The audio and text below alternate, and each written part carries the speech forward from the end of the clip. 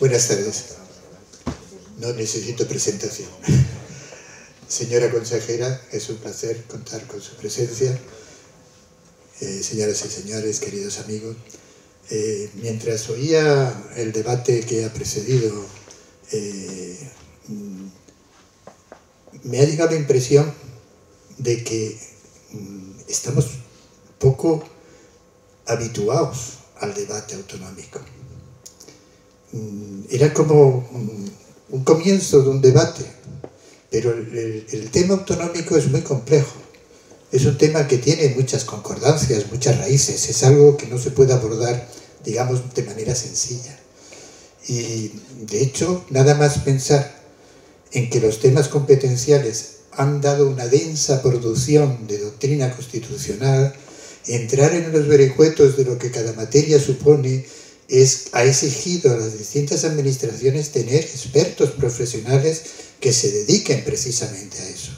Porque si no es como conducir de oídas, si no tener mapa, si no tener plano. Y el tema no es tan simple, no es tan simple. Yo escuchando los temas de sanidad o escuchando los temas que se han venido diciendo, creo que bienvenido sea que este debate no se acabe, que se profundice, que se necesita mucho. Y es verdad que los déficits, las diferencias son importantes y bueno, de eso tenemos que hablar. Yo, en principio, tengo muchas cosas que decir, no sé por dónde voy a pasar o que voy a coger lo esencial. Pero coincidiendo con los que me han precedido, efectivamente, todos los estados compuestos, los estados descentralizados, tienen en su interior entes territoriales que tienen numerosas diferencias, pingües diferencias entre unos y otros entes territoriales. Es decir, que se derivan muchas veces de las situaciones económicas, de las situaciones sociales, pero que responden fundamentalmente a que el territorio es distinto, que el territorio es más amplio, que la población es más numerosa. El debate no hay que encajarlo por ahí, efectivamente todo tiene cabida, pero todo tiene cabida homogénea, uniforme, todo puede ser simétrico o puede tener, digamos, una aceptación de diferencias que muchas veces sea difícil compensarla. La cuestión esencial es la guía que tenemos o que deberíamos tener para enjuiciar precisamente esas diferencias. Los estados compuestos lo que no tienen es privilegios unos sobre otros. Los estados compuestos lo que no tienen o no permiten es que se discrimine a uno de esos estados. Ese, digamos, que es el referente que tenemos que tener para compararnos, porque a veces nos comparamos muy mal y hay que comparar en la esencia. Vamos a ver cuáles son nuestros componentes reales para andar en lo que es el Estatuto de Autonomía. Lo primero que hay que repasar es nuestra Constitución. Nuestra Constitución es una buena Constitución y respondió en un momento esencial al tema de la descentralización, cuando en todo el mundo y fundamentalmente en Europa estaba necesitado de descentralizarse los estados modernos. La Unión Europea se fundamentó en un principio de descentralización, que era el principio de subsidiariedad, es decir, quién tenía que disponer de qué poder y cuánto, y el poder se restablecía en función de unos criterios que eran la asequibilidad. Si yo en mi territorio tengo todos los elementos y la capacidad de decisión para poder resolver los problemas de una determinada materia, de un determinado servicio, eso me corresponde, no necesito la ayuda de los demás. Pero si bien ese problema o esas situaciones que se nos plantean se corresponden a la interferencia, a la situación complementaria o es común, corresponde al siguiente nivel. Es decir, hay un elemento de racionalidad para la descentralización. Aquí teníamos uno político esencial, recordar aquella famosa fase en los años de la transición, libertad, autonomía y estatuto de autonomía. Se concebía la autonomía como un elemento indispensable de la democratización. Salíamos de un estadio de un régimen autoritario y el principio fundamental que nos llevaría a la descentralización no solamente era establecer instituciones democráticas, sino también unas participativas mejor, porque habíamos salido de una situación donde era arbitrario lo que se distribuía sobre el territorio. Unos tenían hospitales, otros no tenían. Aquello era un auténtico caos. Y abordar el proceso de descentralización fue complejo por eso, no se pudo hacer en el mismo momento, primero porque no teníamos una experiencia descentralizadora clara en nuestra nación. Habíamos tenido sucesos, pero no habíamos tenido un desarrollo amplio de la descentralización. Y entonces todo aquello requería un proceso distinto al que era el proceso constituyente. Y hicieron muy bien su trabajo. Establecieron cómo eran las bases de ese Estado que tendría que estar descentralizado, pero dejaron a un principio que era el principio dispositivo, el que la voluntad de las poblaciones y de los territorios fuera formando ese conjunto de comunidades autónomas. Bien, vamos al grano. Voy a enunciar brevemente los elementos constitucionales que designan la diferenciación que tenemos. No hay que dejar de lado el fundamental, el artículo 2 de la Constitución, que establece un pacto esencial en nuestro Estado, que es, por un lado, el reconocimiento de la indivisible unidad de la nación, compensado con el reconocimiento a las aspiraciones autonomistas o descentralizadoras, incluso nacionalistas, que era el reconocimiento y la garantía del derecho a la autonomía. Ahí es donde está reconocido el derecho a la autonomía. No lo busquen en otro sitio, ahí se reconoce. Pero se predica de las nacionalidades y regiones de las comunidades autónomas que se puedan ir constituyendo. Bien, paso a lo que es el título octavo, que es donde está la estructura territorial de nuestro Estado. Esencial. El Estado, en el primer momento, en el principio general del capítulo 1 del artículo pasado, se compone de 3 niveles. Es un Estado donde se reparte el poder diferentemente el de los municipios, el de la administración local, el de los entes autonómicos y el del Estado. Y esos 3 niveles se consideran en principio autónomos en sentido de que sus competencias van a ejercerse en colaboración o concordante con las otras, pero eso es un ámbito de poder exclusivo y específico. En cuanto a las comunidades autónomas, bien, hay otro tema que hay que reforzar. Cuando se habla de la administración local, se habla de todo el territorio español está formado por ayuntamientos, por una administración local. El régimen local es un régimen, digamos, que una práctica muy antigua, un reconocimiento esencial y fundamentado en una práctica que son servicios esenciales para la convivencia, son servicios que no se pueden prescindir de ellos, incluso son derechos subjetivos de los ciudadanos. Si no tuvieran esos servicios prestados, podrían reclamarlos, porque no se puede vivir en comunidad sin ellos. Y es un régimen especial que tiene sus propios condicionantes y tiene sus propias reglas, pero no se contempla en ningún sitio que haya alguna parte del territorio nacional que no esté constituida por municipio. El municipio es una pieza esencial y que tiene que existir en todos los municipios del territorio nacional. El segundo elemento del régimen local, que son las diputaciones provinciales, ya no se nombran tan esencialmente y se habla de ellos diputaciones o órganos colegiados que se establezcan en ellas. Eso permitió que pudieran desaparecer las diputaciones provinciales en las comunidades autónomas uniprovinciales, para que no hubiera una duplicidad entre la Diputación Provincial, que atendía a las necesidades de los municipios mayores y en la colaboración en un segundo nivel, que asumía directamente la comunidad autónoma. Digo esto porque se planteó en una de las hipótesis necesarias en la construcción y negociación del Estatuto de Autonomía de Ceuta, y el de Melilla exactamente igual, la desaparición del municipio. Por lo tanto, el municipio es constitucionalmente obligatorio, y por tanto tenemos que contar con él. No podemos apartarlo para decir nos convertimos en comunidad autónoma. Tiene que existir. Bien, entramos en el capítulo 3, que es donde está de las comunidades autónomas. Y ahí es donde se habla del contenido de la autonomía. Se define, en el primero de los artículos, 143, se define quiénes pueden ser comunidades autónomas. Y tengan en cuenta esto, porque la Constitución no puede contradecirse, no puede decir son comunidades autónomas, decir y esto también. No, cuidado, lo dice, pero lo dice con unos condicionantes muy claros. Entonces habla de las regiones históricas, de las que tengan elementos comunes, no solo en la historia, sino en la cultura, en la convivencia. Es decir, que hubieran convivido en una etapa histórica con un cierto calado. Y habla de los archipiélagos y de las Islas Baleares. Bien, esas son las comunidades autónomas. El 2 dice nacionalidades y regiones. Este dice que comunidades autónomas que se constituyen, pero formadas por uniones provinciales.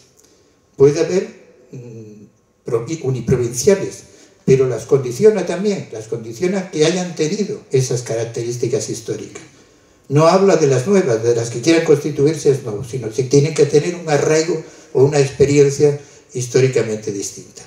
Bien, en ese sentido, salió de la comisión, salió del borrador primero, el de los famosos 7 padres de la Constitución, como era el sistema autonómico. Y fue en la Comisión de Asuntos Constitucionales y Libertades Públicas donde se introdujo lo que después sería el 144, que se incluía ahí lo que tenía que ser el cierre del sistema. Había situaciones que se podían quedar en blanco y no se podían arreglar. Y se pensaron bastante bien ellas, y fue objeto de debate. Ahí están los diarios de sesiones, las propias comisiones, hay sobre ello el uso y taquígrafo de por qué se incluye el 144. Y el 144 es el que prevé qué pasa con Ceuta y Melilla. Pero además lo prevé de una manera que es realmente clarísima, porque no hay, fuera de la organización provincial, más ciudades en todo el territorio nacional que Ceuta y Melilla. Hipotéticamente llegó incluso a irse en los debates si algún día recuperamos Gibraltar, podría ser otra opción de aplicación del 144B. Pero el 144B estaba pensado porque también había habido iniciativas sobre la integración de Ceuta y Melilla constitucionalmente previsto por algunas de las propuestas de los grupos parlamentarios. Entonces, no había otra solución que esa. Y ese artículo es muy claro, ahora hablaremos de él.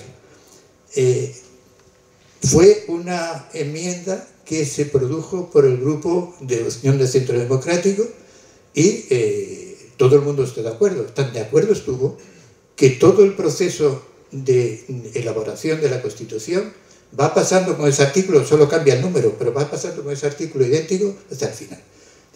Permitía también que alguna comunidad no provincial pues tuviera acceso a la autonomía siempre y cuando, que son las condiciones que establece el artículo 144, las Cortes Generales lo consideren de interés general y se apruebe por ley orgánica.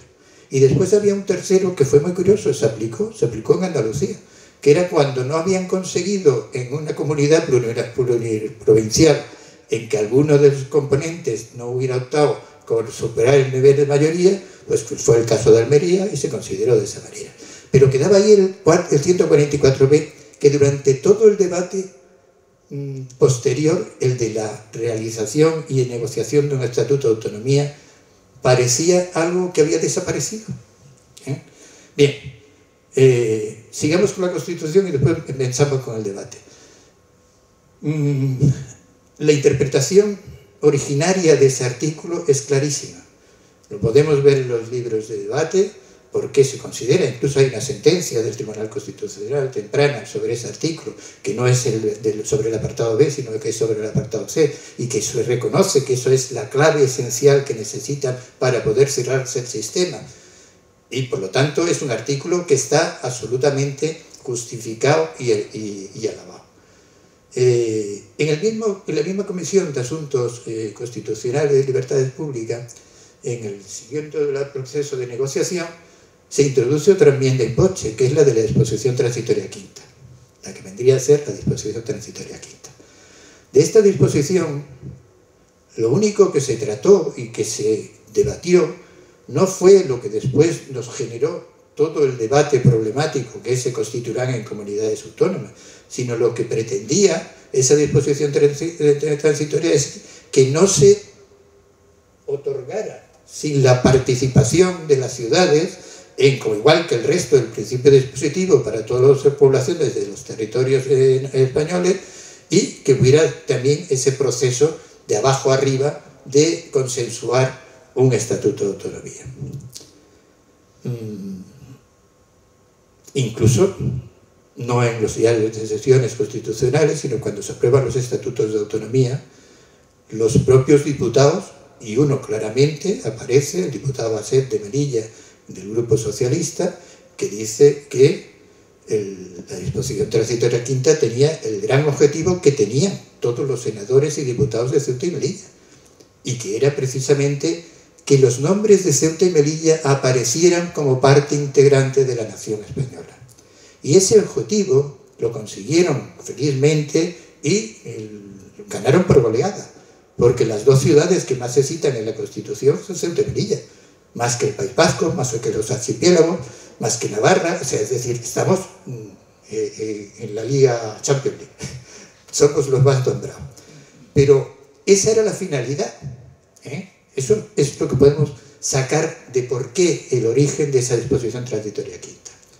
Pero si vamos a una interpretación literal o gramatical, vemos que la disposición transitoria quinta remite claramente,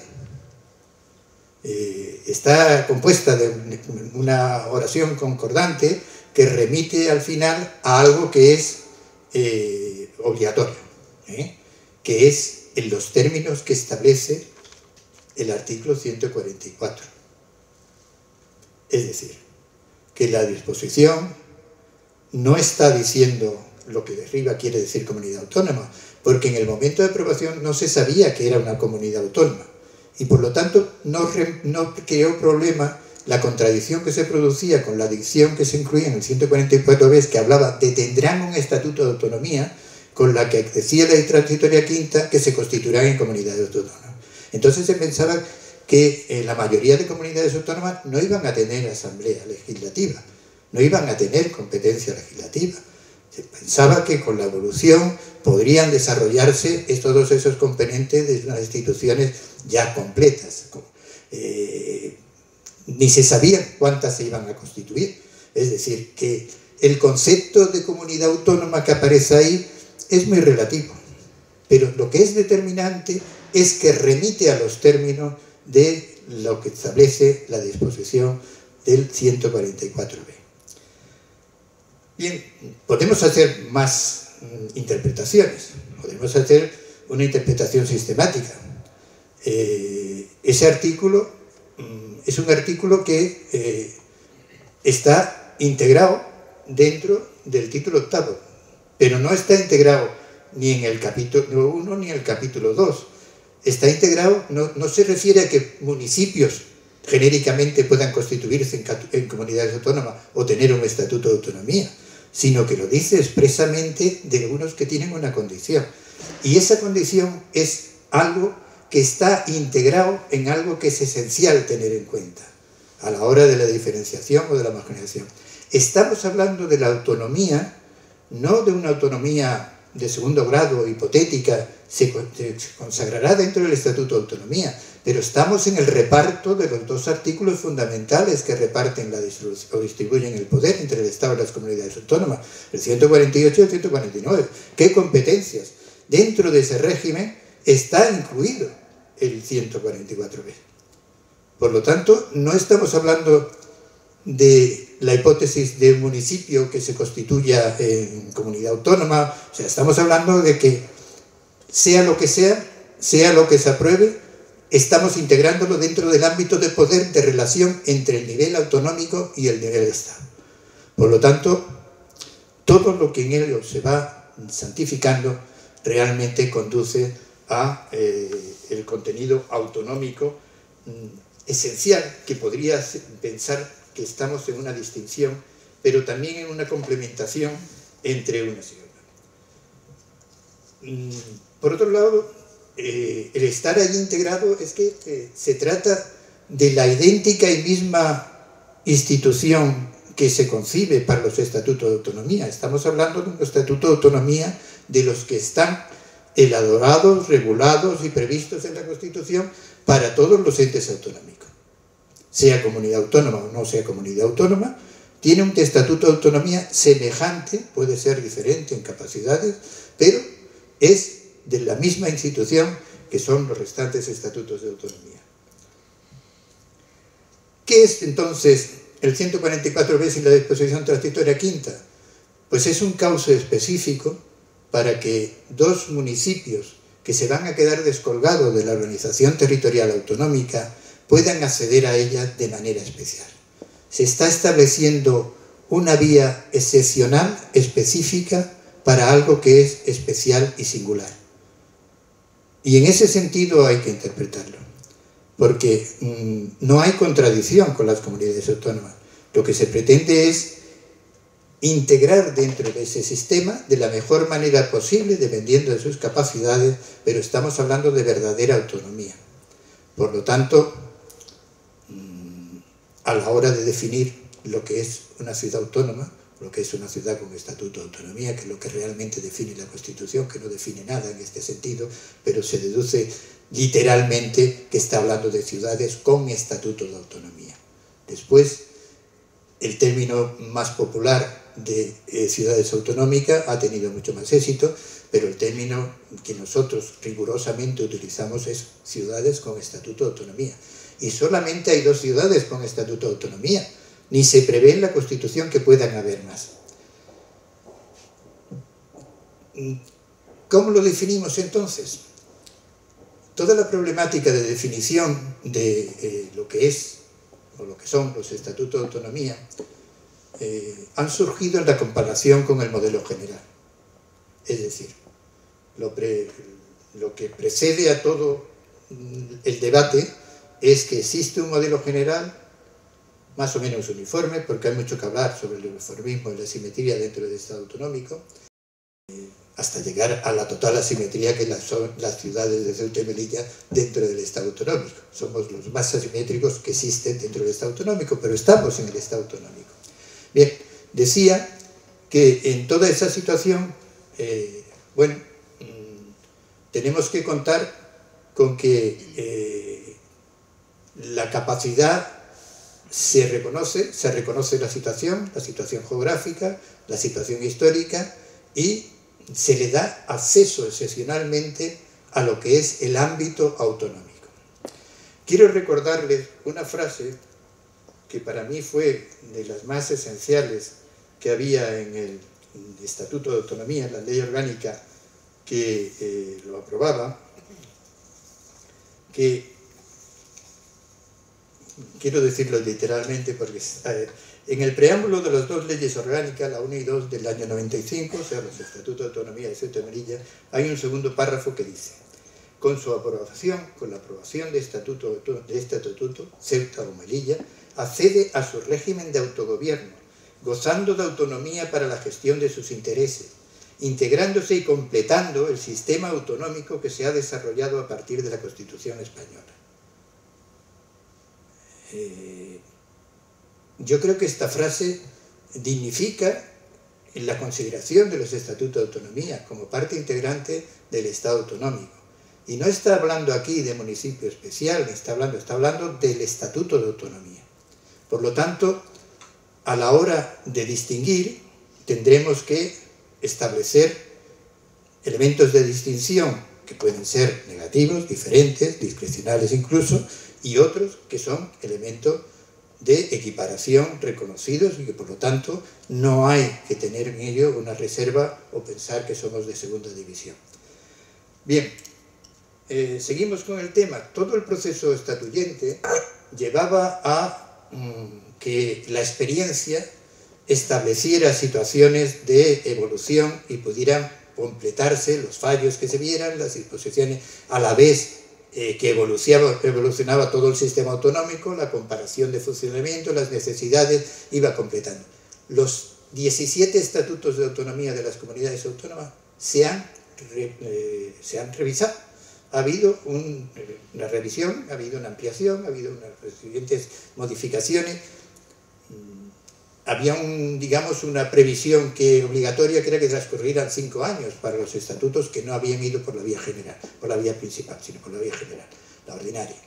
Bueno, pero solamente era un espacio de prudencial para ver cómo iba la práctica del tema.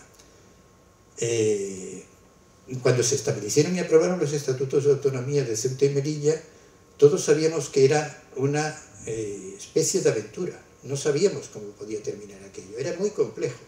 No estábamos encomendándole a las ciudades algo fácil, sino que estábamos encomendándole algo difícil. Sigo con el debate. El debate que se fundamentó en esa comparación con el modelo general, pues yo creo que ha caído en una evidente caracterización muy simplista. Esto, los constitucionalistas, a veces la realidad no encaja y hay que meterla a empujones. Pero para muchos, al analizar las diferencias del modelo, no existe, digamos, nada más que dos opciones. O se es comunidad autónoma o se es ente local. Por lo tanto, el principio que fundamentaba el tema tertium genus non datur significaba, al analizar los estatutos, y eso ha pesado en determinada jurisprudencia, que si no es una comunidad autónoma y se determina que no es una comunidad autónoma por ser hechos diferenciales no de los reconocidos constitucionalmente, sino por las diferencias reales que se producen, entonces era un ente local. Pero observemos la realidad. La realidad aquí es muy tosuda. O sea, el Estatuto de Autonomía lo que está diciendo del ente local es los enganches que no puede dejar de hacer para que no se desfigure la administración local. Es decir, hay referencias al régimen local, pero esas referencias son las que garantizan que la parte del régimen local, que es el que regula la actividad y la existencia del ayuntamiento, es de aplicación extraordinaria. Pero se establecen 3 artículos distintos, obligaciones que, por ejemplo, los diputados de la Asamblea son también concejales. Es decir, hay que semejarlo. Y hay elementos que son necesarios en el sistema local, es decir, las previsiones legales para que no se produzcan espacios de tiempo con vacío gubernamental de toma de decisiones. Es decir, no se puede prever periodos transitorios excesivos, hay que atender la gestión de los servicios y eso es absolutamente obligatorio y por lo tanto esa prioridad que establece en la actividad municipal, que si no se produce hay que inmediatamente constituirla con quien pueda seguir gestionando, son elementos que hay que fijarlo para que el municipio siga siendo municipio. Y es lo que el estatuto establece en relación con el régimen local. Pero todo el resto que establece es su régimen autonómico. Es decir, está dividiendo las competencias que hay entre el 148 y el 149 con las que se queda el Estado. Y está estableciendo no solo la regla de principio de las comunidades autónomas que se produjeron antes de los pactos autonómicos del 92, sino que ya se había producido la igualación de competencias y se incluyeron más competencias de las que estaban en el 148. Y se pueden repasar los estatutos y verán que hay más. Bien, estamos en ese ámbito. Eso no es régimen local, no hay régimen local ahí. Eso es esencialmente lo que es. Pero el estatuto no establece un modelo de organización de la ciudad, pero sí establece un artículo fundamental, seguramente el que tiene más atribuciones para la ciudad, que es el que puede desarrollar su propia organización. Y ese artículo requiere reglamentaciones estrictas de cómo se va configurando la organización de la ciudad. Es decir, hemos tenido un problema muy grave con los consejeros de elección directa. Es un tema, desgraciadamente, mal tratado por la jurisprudencia, pero mal defendido. No defendido, digamos, técnicamente en un proceso, que eso se hace bien. Lo que no defendía el tema eran los hechos. Es decir, ¿cómo se había hecho? Se había hecho nombrando, no se había reglamentado, no se había establecido con dignidad. Y hay un elemento al que habría que haber acudido, porque están los diarios de sesiones en el debate y la aprobación de los estatutos de autonomía. Aparte que literalmente signifique lo que ha significado siempre en el derecho administrativo de designación libre. Establecía que compensando lo que era un nivel de la asamblea que era equivalente al que tenían los municipios de ese tamaño, con lo cual ahí salen los 25 diputados, eran los que correspondían como 25 concejales. Pero lo que se permitía, y eso se debatió mucho, es que como las materias no solamente eran municipales y tendrían su propia especificidad y su complejidad técnica de desarrollo y de aplicación, los gobiernos o la parte de gobierno podía contar con especialistas ajenos al tema, etcétera, etcétera, para contribuir y compensar esa racanería que tenía el estatuto en cuanto al número. Entonces era una época en que se restringía el número, había una batalla con que los parlamentos autonómicos no tuvieran un determinado tamaño. Bueno, tampoco se hizo gran hincapié en la cosa, pero aquello quedó consagrado y en los textos de los debates así consta. ¿A qué voy yo a decir aquí? Bueno, una cosa es lo que el Estatuto de Autonomía nos atribuye, otra cosa es la definición, que es una definición que doctrinalmente no se ha concretado, porque también los debates y los estudios han sido muy cicateros con el tema y porque tampoco se han promovido. Estos temas tendrían que haberse promovido desde las propias ciudades, es decir, esta importancia vital para su organización, aparte de no cometer el fallo de no regularlo, porque la discrecionalidad no cabe. En este sentido, lo digo como ejemplo, el desarrollo del estatuto, por un lado, tiene múltiples posibilidades. Tiene posibilidades de ensayo, posibilidades de comprender errores, posibilidades de acometerlo de una manera o de otra.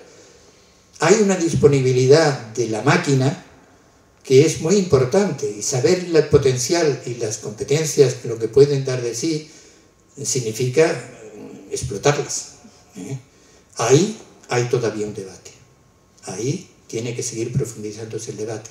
No solamente lo que nos deben, los que nos descripcionan por fuera, lo que tenemos derecho a tener, sino también nuestra responsabilidad a la hora de dirigir la máquina, de ser maquinistas, de algo que es, bueno, tiene lo que tiene. Puede parecer mucho o poco, pero no sabemos los límites, porque no se han desarrollado los límites. Por último, no sé cómo voy a dar, porque me pongo a hablar y no... quería entrar en la consideración siguiente.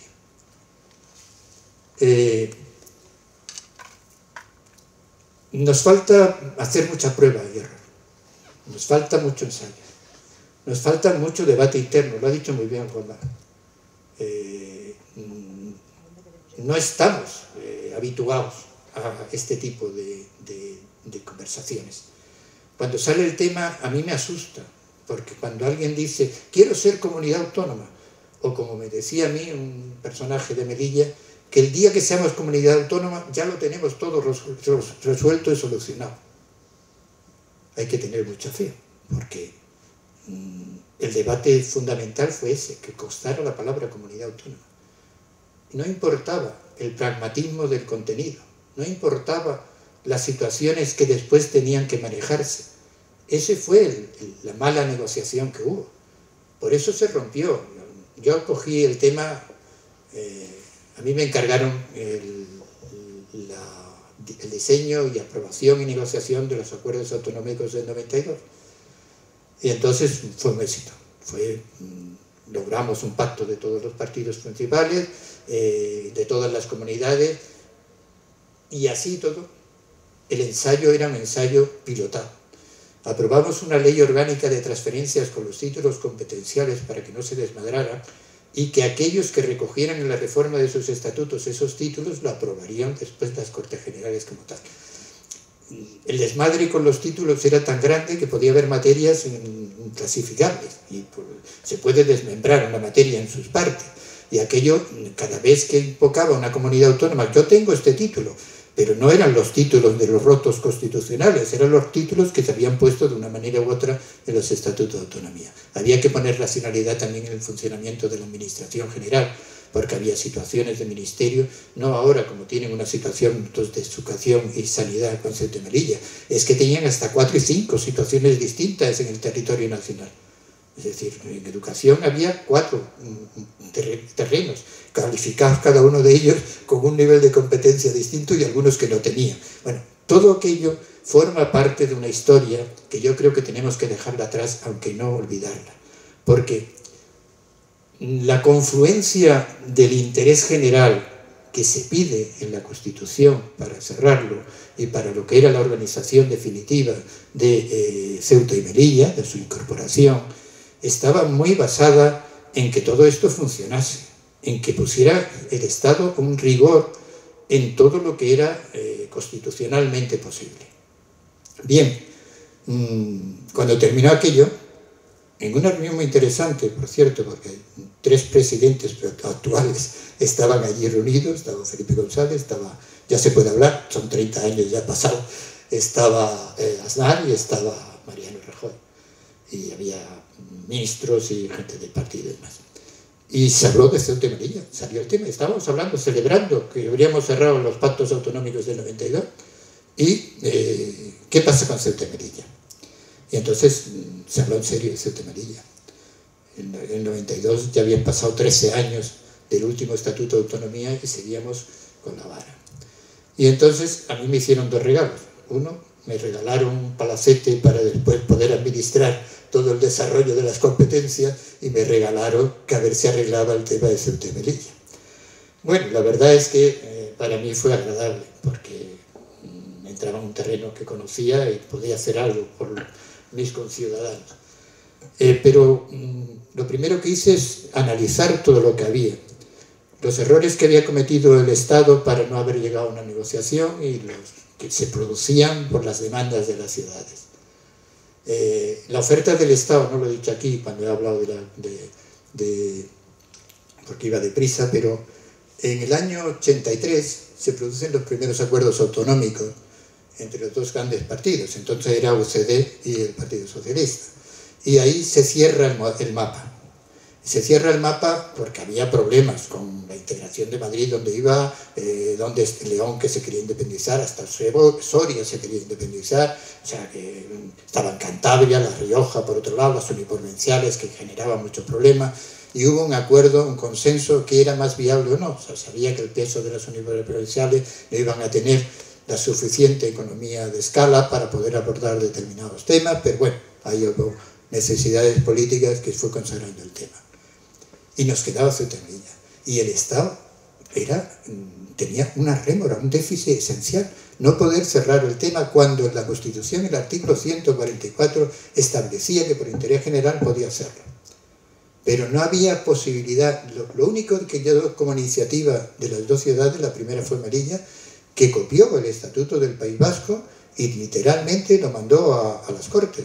Y después vino Ceuta, que hizo lo mismo, otro estatuto de autonomía. Claro, aquello se puso en el montón de ya veremos, pero no se atendió.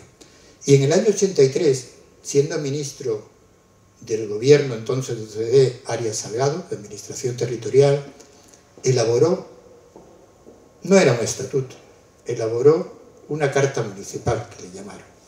Era una ley que ampliaba municipalmente las atribuciones de Ceuta y Melilla. Lo hizo un texto para Melilla, lo circuló y justificó que eso era lo que ellos habían entendido que se partía del modelo. Ellos habían hecho las 2 enmiendas, la del 144 y la de disposición transitoria de la quinta.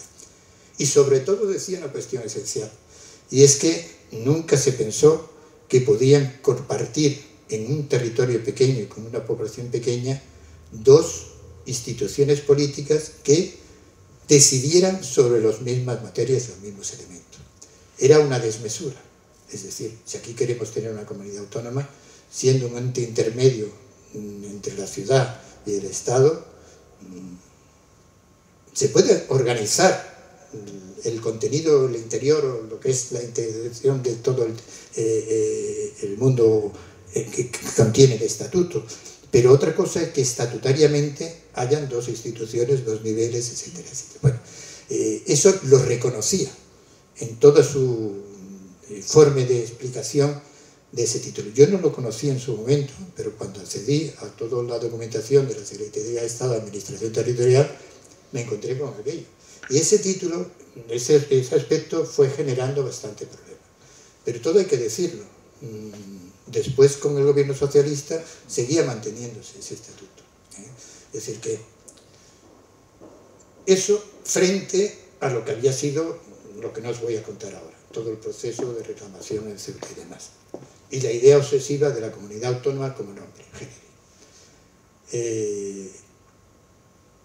El debate estaba tan alejado que no era posible hablar del tema.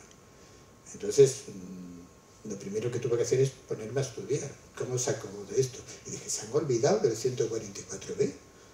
Si está aquí todo, si está aquí la clave, si está, elaborar un estatuto de autonomía. Después hubo que convencer a todo el mundo que un estatuto de autonomía es semejante a todos los estatutos de autonomía y que tienen, si lo veis, la misma estructura, lo que tienen es elementos de ampliación en el tema comunitario autónoma y en tema nuestro.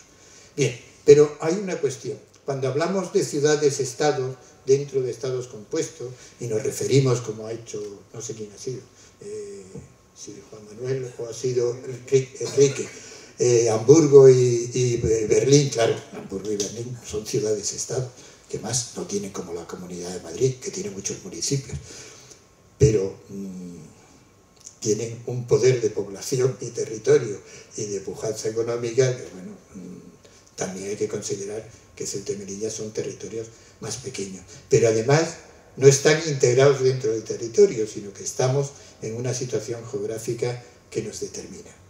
Esa situación geográfica que nos determina, por un lado, hace esencial que nuestra vinculación al Estado sea una vinculación muy distinta a la que tienen todas las comunidades autónomas, pero es algo que también hay que practicar. Y que no solamente el estatuto prevé, antes hablaba de la materia de educación, improvisadamente las relaciones de colaboración, pero si hay un artículo que desde el principio de aprobación del estatuto está vigente, y es crear una comisión específica para la educación, porque se entendía que las especificidades de una población como la que integraba Ceuta y Melilla no eran las generales que teníamos en el resto del territorio nacional y que por lo tanto los entes autonómicos, municipales o lo que fueran, tenían que intervenir de una manera especial porque tenían que adecuar a esa población tan especial todo el sistema educativo.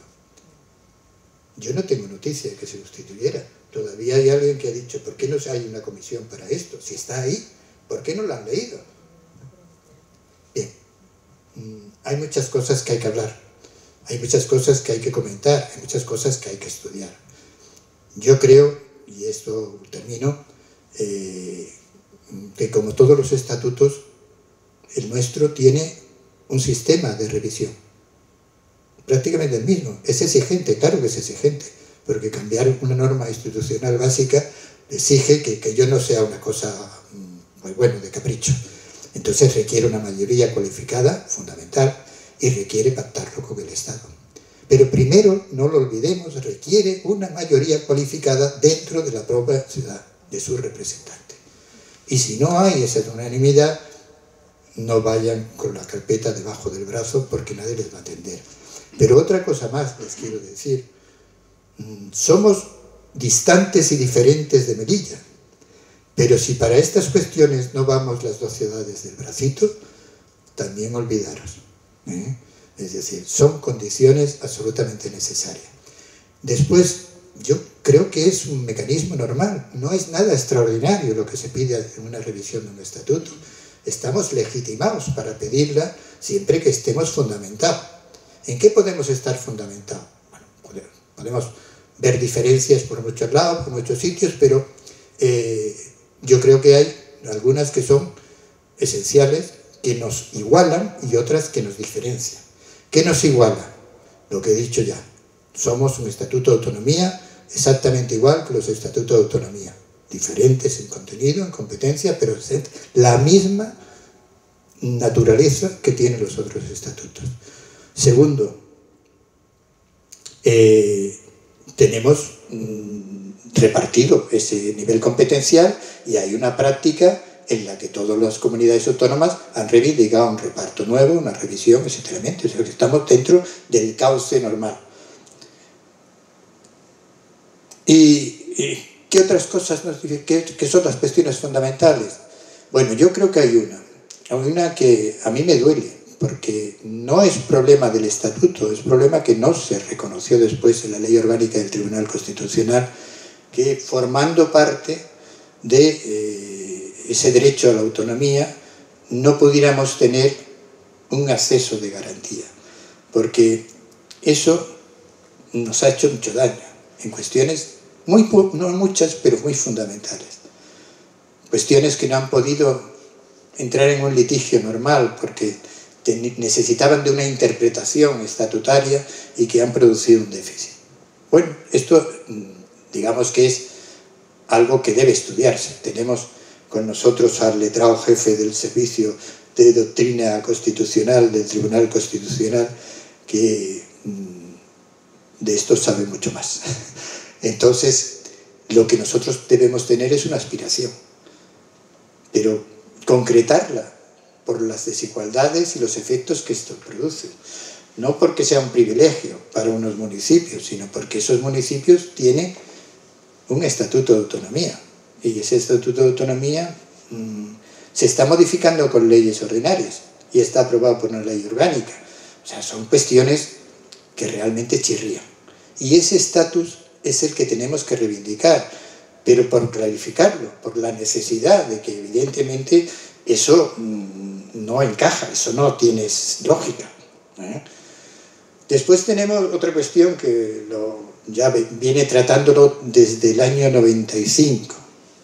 Ángel Menéndez Resac vaticinó que en todo el bloque de materias que las comunidades autónomas tenían competencia exclusiva y ya no iba a legislar el Estado, se iba a petrificar ese volumen de materia y no habría manera de replicar, digamos, una legislación para las dos ciudades. Pero eso es diagnosticar el problema. Lo que hay que buscar son las soluciones. Y las soluciones tampoco se han hecho práctica.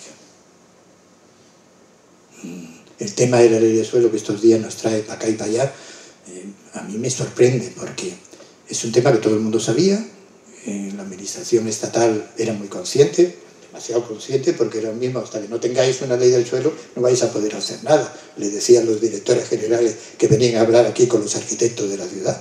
No se sabía, pero se sabía en los años 90.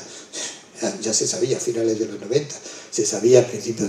Entonces, incluso se ha prometido en el programa estratégico que aprobó el gobierno de la nación y aparece en una ficha que en los años se cumpliría el compromiso de una ley del suelo para Ceuta, porque el plan estratégico es solo para Ceuta, se cumpliría y se ponía fin. En el año 2023-2024 está concluido el tema. Ha pasado el 24 y nadie ha dicho nada. Bien, es otro tema que tenemos que resolver. Y yo creo que también vamos a contar con un especialista que no solo le preocupa el tema, sino que conoce el tema y que realmente yo le he pedido que estudie las vías posibles de poder ir subsanando ese tipo de cuestiones. Y como último tema, siempre está ahí la revisión constitucional. La revisión constitucional, que es a la que se alude cuando las materias fundamentales, como bien ha dicho el ponente de Sanidad, son títulos competenciales distintos que al final se han ido confundiendo. Todo es lo que fue sanidad pública y lo que era la asistencia sanitaria de la seguridad social.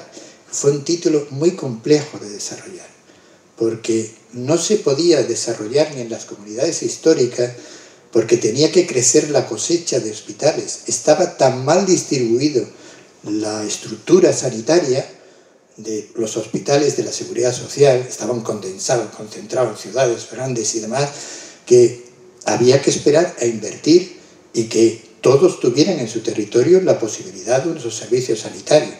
Y tuvimos un pacto maravilloso entre las comunidades históricas, fundamentalmente Galicia, que era la que más tiempo estuvo esperando, que esperó porque la inversión hecha desde el Estado, concentrando sus elementos, era más rápida y era más operativa que esperar y transferirle el dinero para que todos después supieran sus cosechas. Y entonces se hizo una operación básica de invertir en hospitales en todos los territorios donde no había, hacer una estructura mínima y complementaria, y eso fue lo que permitió después el traspaso de esta materia, que es asistencia sanitaria a la seguridad social. Los temas competenciales, ya les digo que son muy minuciosos y todos tienen contextos complejos de su exégesis y de su desarrollo. Bien, yo creo que estas materias, con independencia de que tengamos la suficiente economía de escala para poder abordarlas, que eso nadie lo discute, tanto lo veis conocido en el tema de educación como el otro, eso no impide dos cuestiones que yo creo que son discriminatorias. Primero, el hecho de que estén ejerciendo el Estado, no solamente en las condiciones que lo están teniendo, sino en la experiencia directa, produce otro, que es muy importante, que es que no rinden cuenta. El ministerio no rinde cuenta. La delegación del gobierno es la delegación del gobierno. No va, le rinde cuenta la delegación al gobierno, pero no a los ciudadanos de Ceuta y Melilla. Por lo tanto, por mucho que exijamos, no tienen ninguna obligación de rendir cuenta. Y eso sí que nos discrimina con el resto de los ciudadanos españoles.